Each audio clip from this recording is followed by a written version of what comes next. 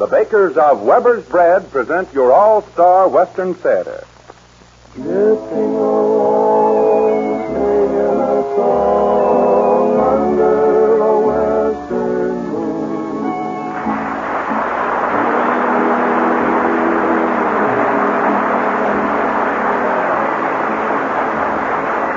From Hollywood comes your all-star Western Theater, starring America's great Western singers, Foy Willing's Riders of the Purple Sage. Our guest star today is the new PRC singing cowboy and majestic recording artist, Eddie Dean.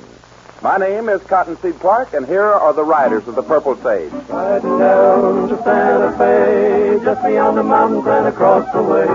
See that sun hang low in the west, for the land I'm loving the best. Here we go, my old pedo. Gotta see a preacher about a gal. So let's turn the trail and yonder we'll go. Riding down to Santa Fe, hey, riding down to Santa Fe. Riding down to Santa Fe, gonna see the boss and I'll collect my pay. Need $100 or more to get that ring she's been waiting for. Don't be slow, my old pedo. She'll be there waiting at the door. So let's burn the trail and yonder we'll go. Riding down to Santa Fe, hey, riding down to Santa Fe.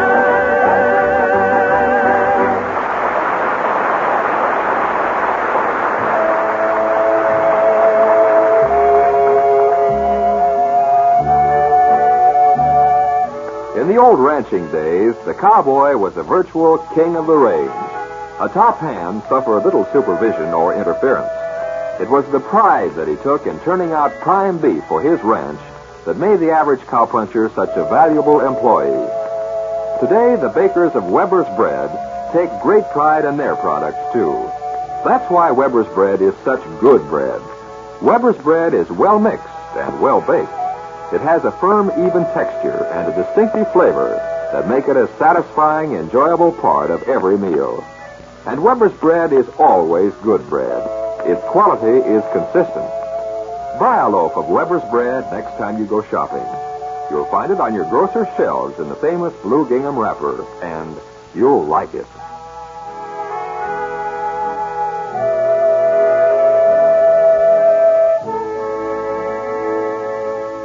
The Riders of the Purple Sage turn to another of their latest Western heart song, majestic recordings, to bring you one of the finest love ballads of the year.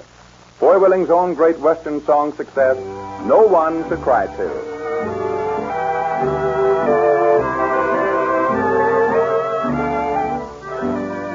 No one to cry to, no one to say good night, no one to tell my troubles to,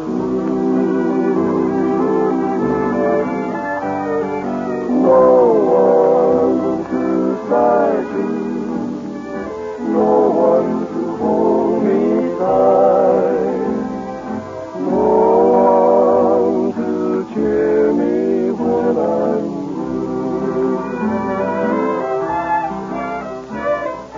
I go home to my lonely room and find there's no one there. And each night I beg of you, please answer this one prayer and give me someone to cry to, someone to say I do,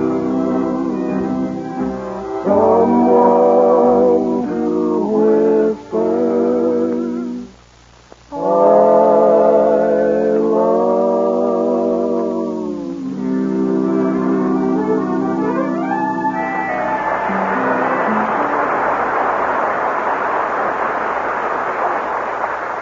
After several weeks' absence from your all-star Western Theater while completing a heavy schedule of pictures to meet the demands of his growing public, we welcome a return visit from PRC's outstanding cowboy singing star, Eddie Dean.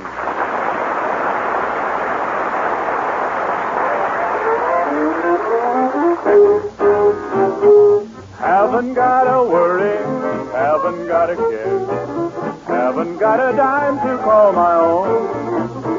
Though I'm out of money, I'm a millionaire. I still have my home in San Antonio.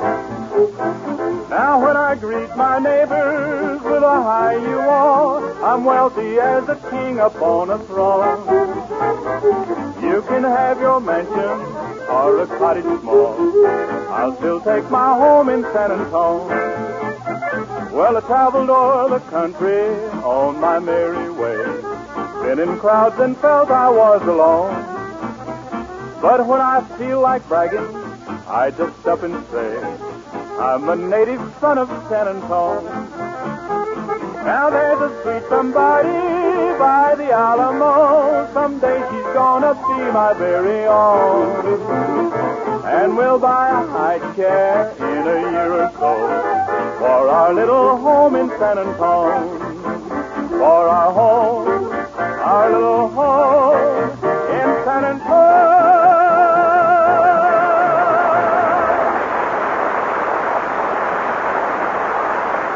Thank you, ladies and gentlemen. It's nice being with you folks again. Well, right now, Eddie, let's take a trip down to the Star Bar Ranch and see what problems of the West are facing our men of the range. I'm ready, Cotton. Let's go. Let's go.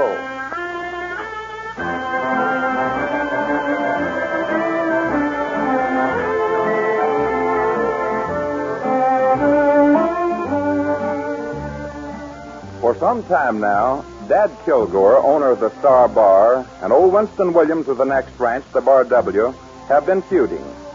Over what? Just anything that presents a problem. You can always be sure that Dad and Winston will find two sides to it, and from there on, it's each man for himself. At first, no one paid any particular attention to their squabbles, but here of late, their troubles have grown to mammoth proportions, and Eddie Dean, foreman of the Star Bar, is becoming concerned over the situation. Dad, I'm telling you, if you and old Winston don't quit this feuding, you can start looking for another foreman. I'm not feuding with him. I'm trying to be a decent neighbor. The old fool won't let me. Every time my back is turned, he strikes like a snake. And he says the same thing about you. Eh? It's my job to keep work on this ranch going, but for the past month, I've done nothing but settle quarrels between you two. And the boys are getting fed up with it, too. Yeah, how does it concern them? For one thing, you got old Winston so stirred up that our men can't even ride across his pasture anymore. Well, tell him to stay out of his fool pasture. We have to cross it to get to our East 40, or ride 5 miles down to where you can cross the river. Yeah. Why, yesterday he fired on him with a double-barrel shotgun loaded with fat meat and pork rind. He did he? Well, then I'll go him one better. If any of these men are found on my property, blast them with buckshot as big as a baseball. You like to talk loud and long and noisy, but if you get right down to it, neither one of you would harm a flea. You just think I wouldn't. I'm tougher than a 2-bit T-bone when I get started. I ain't even begun to wind up yet. Well, I'm going over to have a little talk with him. When I get his side of the story, then I'm coming back here and work on you. You stay away from him. I can handle the likes of Winston Williams, and I don't need no help. Besides, you just want to be near that daughter of his and Mary. His daughter feels the same as I do about this fight you two are carrying on. Now, look here, Eddie. Something's got to be done about old man Williams. There. What'd I tell you? What happened today? Oh, he blasted us with his old double-barrel shotgun. Yeah, and he hit me. I'm strung all over with meat rinds. That's all. Get the men together. We're going to ride over and shoot it out. And this time with real fireworks. Quiet down. I'm going to handle this. Where'd you hit you, Jim? Right there. Eh? Shot in the back. Just like a watermelon thief. Never mind. Boys, I'm going to ride over and see the old man and get this business straightened out. Now, we've got more to do around this ranch than to listen to two childish old men quarrel like kids. I resent that remark. You also resemble that remark. I fired men for less than that. Get up. I'll saddle my horse. I'm going calling.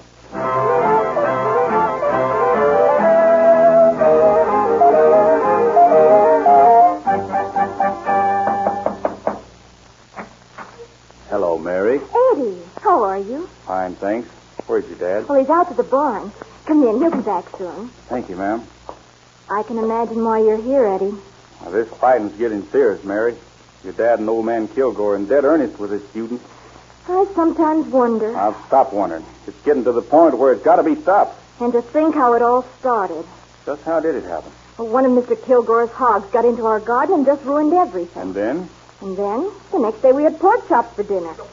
And it's been growing worse and worse. Oh, here comes Daddy now. Well, howdy, Eddie, howdy. Sure good to see ya. But get off my property. Oh, now, Daddy, don't Oh, say you that. keep out of this, Mary. I'm a vicious man when there's trouble to deal with. Mr. Williams, that's the reason I'm here. There should be some way to convince you and Dad Kilgore to bury the hatchet. Well, I wouldn't go so far as to say that, Eddie. After all, I have my pride to uphold, and the Williams' pride isn't to be sneezed at. Yeah, that's right. Thank you. Tell me, by the way, Eddie, have any of the boys complained about my firing on them with my double barrel? Yes, they have. And don't you think that's carrying it a little too far? Why, one of the boys is picking pork rind out of his hide all day. Well, that pork rind come off of old man Kilgore's hog that I killed. I'm just returning the hog to him the hard way. Well, it was all right as long as you and Mr. Kilgore kept your arguments to yourselves, Daddy. But now it's affecting all of us. Mary's right, Mr. Williams. There should be some way to settle this fussing and fighting you two are doing. Well, I'm a peace-loving man myself. But when you're dealing with a man like Kilgore, I say fight fire with fire. If you would stop to think about it, I'd say that neither of you know what you're fighting about. Well, yeah, can't get along on that, daughter, no.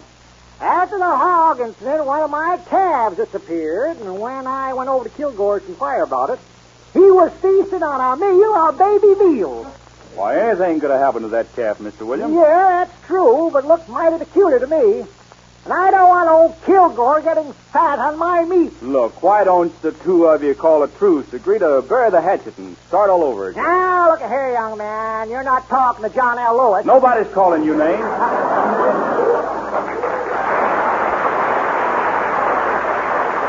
Let me tell you, Eddie boy, I've discussed this affair with all I care to. When old Kilgore comes to me with a proper apology, I will accept it. Until then, well, as Sherman said, war is war. Well, good night, Eddie. I'm going up to my room. Good night, Mr. Williams. And please convey my contempt to your employer. Well, Mary, I didn't get very far, did I? I don't know what to do about them. Underneath it all, I think they would really like to be good friends. You really think so? I certainly do. One is just too proud to give in to the other. You know, I've got an idea. Well, I'm willing to do anything to bring those two together. Now, listen. I'm going to have a talk with Dad Kilgore. Then I'll be back here in the next hour to talk with Mr. Williams again. But what is your plan? Just this. I'll tell Dad Kilgore that Mr. Williams...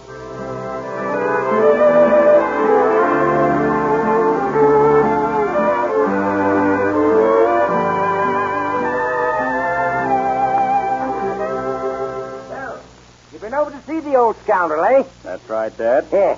And it just goes to prove that all you have to do is use a little common horse sense. Meaning what? Well, I told Mr. Williams how upset you were about the whole thing. And Yeah. then suddenly he broke down and acted a man about the entire affair. That's hard to believe. But what'd he say? He said he felt like he'd carried this thing too far and that he'd hurt a fine man. Huh? Meaning who? Meaning you. Well, at least I'm glad he recognizes the fact. He's pretty hurt, Dad. Yeah? He said he didn't understand why you hadn't been harder on him than you had. Said a man of your standing in this community was due more respect than he'd shown you. Old man Winston said that? He certainly did. I reckon because of his illness, he feels that he should kind of right his wrong. Illness? What kind of illness? Well, it's a liver disease. Oh, dear me. I think it's called kleptomania or something like that. Well, I'm always sorry to hear of a man having an illness. Kleptomania, you say? I think it'd be right nice, Dad, if you'd accept his apology. Yeah. Bury the hatchet and call off this feud. He feels awfully bad about it. Well, by golly, you're right, son.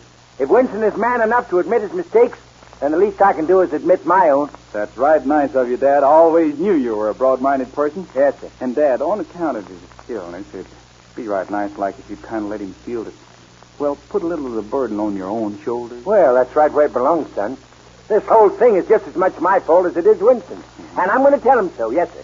I knew you were a real man, Dad. Yeah. Say, I've got it. What? Suppose we invite Mr. Williams and his daughter over for dinner tomorrow, and we'll have kind of a reunion feast. Hey, that's a wonderful idea, Eddie. Wonderful idea. I'll call him up right away. No, don't do that. Why not? Well, I'll have Mary bring him over as a kind of a surprise. Say, that's better.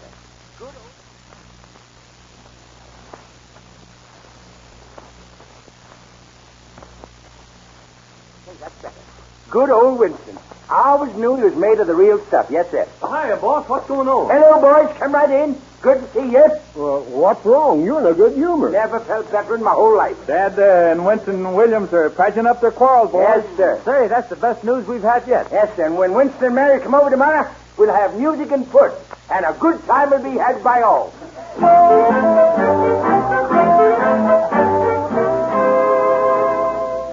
Mary, it's working like a charm. I've got Dad Kilgore ready to do anything to make amends. Oh, that's wonderful. Now I'll call Daddy and we'll get this family in shape for the big event tomorrow. Good. Here he comes now. Well, Edward, my boy. You're back rather soon, ain't you? That's right, Mr. Williams. I've just had a long talk with Dad Kilgore. And what does the old reprobate know worth repeating in the presence of my daughter? It's like this, Mr. Williams.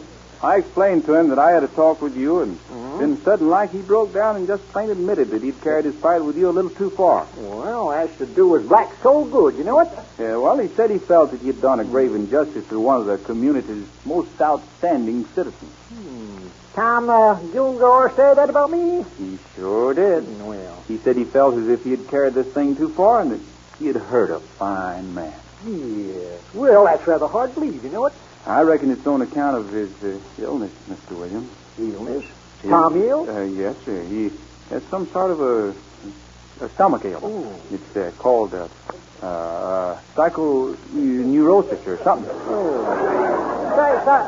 Psychronesis?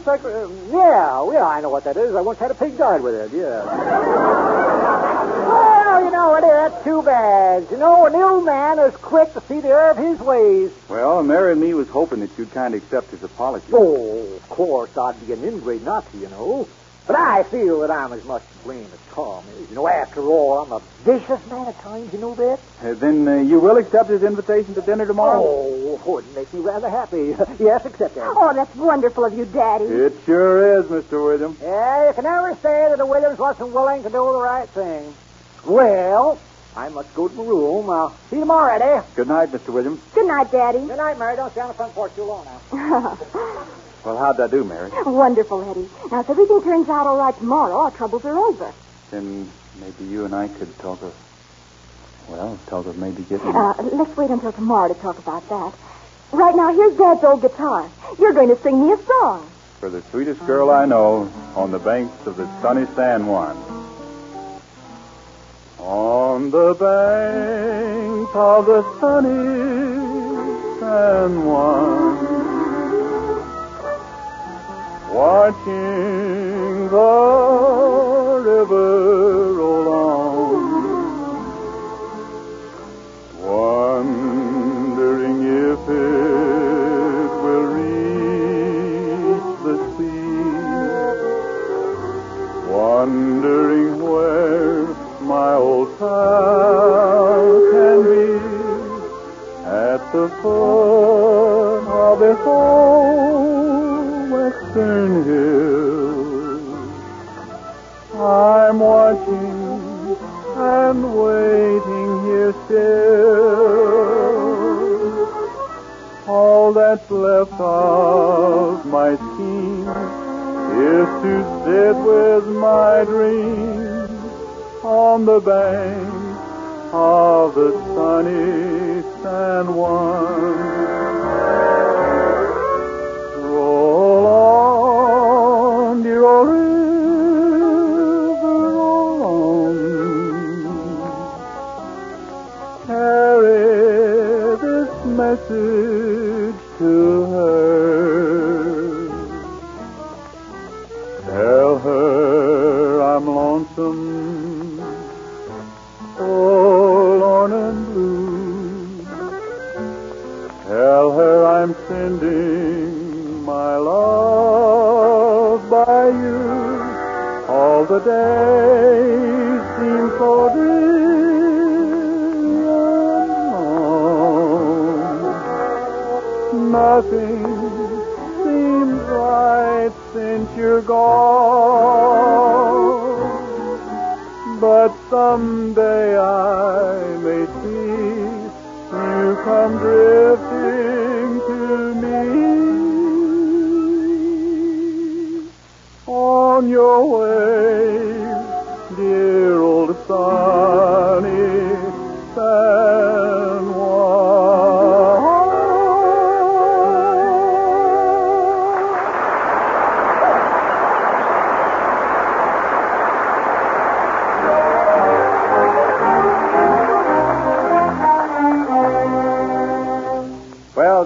Yes, everything is ready, and they ought to be here most any time now. Yes, sir. This is going to be a nice meeting and reunion of two old friends. Makes me feel mighty good. Here they are now. I'll get the door out. No, son, let me get it. I want to be the first to greet my old friend, Winston Williams. Well, now, howdy, Tom. Winston, come right in, my old friend. This indeed a pleasure. Welcome to my home. Hello, Mary. Hello, Mr. Kilgore. Of course, you know all the boys, Winston. Yeah, we met in the cow pasture yesterday. Quiet down, Jimmy. Yeah. Tom, this is a lovely place you have here. Yep. Yes, indeed. It's real pleasure to accept your hospitality. Well, as humble as it is, Winston, I want to know it comes right from the heart. I'll take your hat and coat, Mr. Williams. And yours, Mary. Thanks. Winston, before we begin our social gathering and dinner, may I apologize to you for all the worries and troubles I've caused you? Oh, it's my fault, Tom. I've been a fool at times, you know.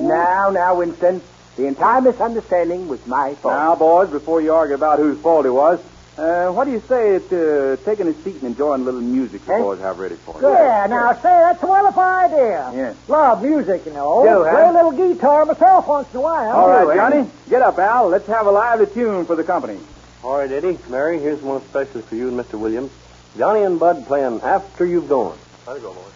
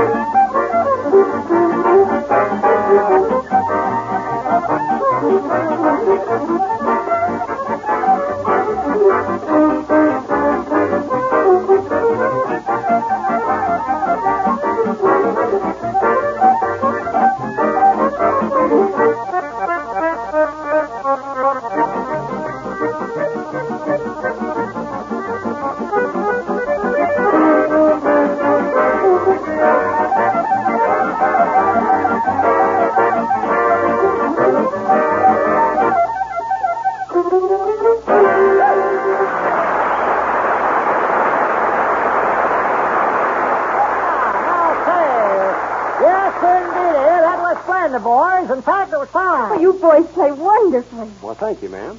Dinner served in the dining room. Now being. Thank you, Sam. Well, Winston, that's the friendly call for dinner. I hope this dinner will be one we'll never forget. If something goes wrong, it will be. What'd you say, son? I said I was so hungry I was silly. Now, Mary, you sit right here, and you, Winston, will sit at the head of the table. Yeah, now, Tom, this is an unexpected honor. Aha, nothing's too good for my friend Winston Williams. All right, Sam, you may bring in the food. Yeah, now, say, this is a real pleasure. Is everything all right around the ranch these days? Oh, Winston? yes, fine, Tom. Good. Fine. Had a little trouble with chicken seeds. Yeah, and there's 6 of my best fryers this morning. Now, that's too bad. Hope you find them, Mr. Williams. Yeah, the main course, folks, for half a dozen southern fried chicken. Yeah. You know, for a minute I thought he said a half a dozen chickens. That's what I said, Mr. Wilson. That's what I said. Fresh killed this morning. This morning? Yes, Winston. I had one of the boys go into the market early this morning and get them. Didn't I, Eddie? I don't know, Dad. Yes, sir. You sure did. Well, I got them myself. I hope you won't be called on to prove that. Now, Winston, just enjoy yourself. What can I pass you? Well, now, let me see. I'll have potatoes if you don't mind. First, have some fried chicken. Well, no, if you don't mind, Tom, I'll pass the chicken. You see, I'm sentimental about that. Well, I'd like some chicken. It's their best chicken, Miss Mary. Every one of them a big, fat Plymouth Rock. Say, I raised Plymouth Rocks, you know. Yeah, I know. By the way, Tom, I'm anxious about your health. Just how is your liver? My liver? Yes. My liver? Well, Fine, that is. Never mind. I know you must be sensitive about it. Have some beans, Mr. Williams. Yes, I will. Now, thank you, Edward. You know, speaking of my health, Tom, tell me something. How's yours? Fine, Winston, fine. Never felt better in my whole Try life. this chow-chow, Mr. Williams. Yeah, I will. Thanks, Edward. Is your stomach in better shape now, Tom? Oh, stomach is fine. Fine, Winston, yes. Yeah. Hope your liver don't give you any more trouble. No. No. Tell me, just what a saccharinosis is. Well, it's a mental condition, Oh, is Winston. it? Yeah, mentally unbalanced. Oh. Yeah. Well, now, I'm sorry to hear that, Tom. Yeah. Yeah, maybe that explains the trouble between you and I. Yeah. Pass the mustard greens. Hope your kleptomania gets better. Quick, somebody pass What you something. say, Tom? I said I hope your kleptomania condition improves. Why, you may Will somebody please quiet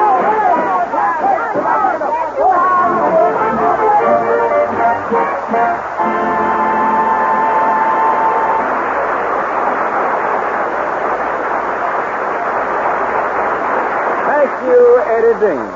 Heard with our guest star today was Joe Forte as Tom Dad Kilgore, Dick Ryan as Winston Williams, Helen Gerald as Mary, and the Riders of the Purple Sage as themselves. Eddie Dean will return in a few moments.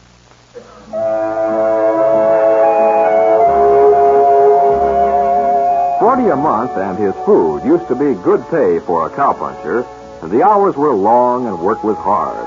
A cowboy had to know how to rope and ride and brand. He had to know the range and how to keep the herd from running all the fat off on the long trail to market. He was a specialist in everything on the ranch, an all-purpose hand. Today, famous Weber's bread is an all-purpose bread. Weber's bread is equally good as toast for breakfast, sandwiches for lunch, or when served with more elaborate dinner meals, because Weber's bread blends well with other foods. The firm, even texture, golden brown crust, and distinctive flavor of Weber's bread make it a welcome addition to the daily menu. Buy a loaf next time you go shopping. You'll find it at your grocer's in the familiar blue gingham wrapper, and your family will enjoy Weber's bread.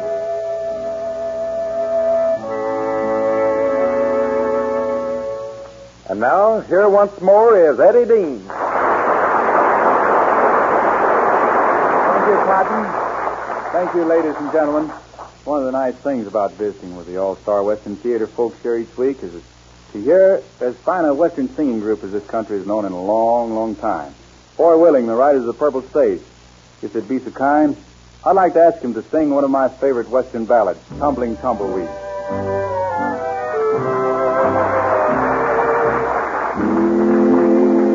Come tumbling down, dragging them out to the ground. Only but free I'll be found, drifting along with a tumbling tumbleweed. Cares of the past are behind, nowhere to go but a find. Just where the trail will wind, drifting along with a tumbling tumbleweed. I know when night is gone that a new world's born at dawn. I'll keep rolling along, in my heart is a song. Here on the range I belong, drifting along.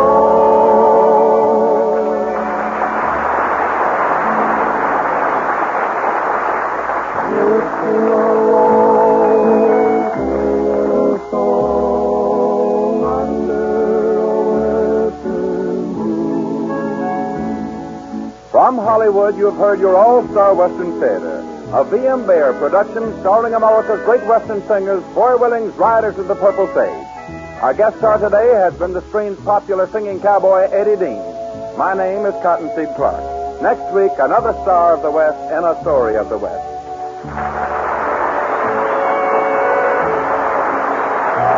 This program came to you from the studios of KNX, Columbia Square.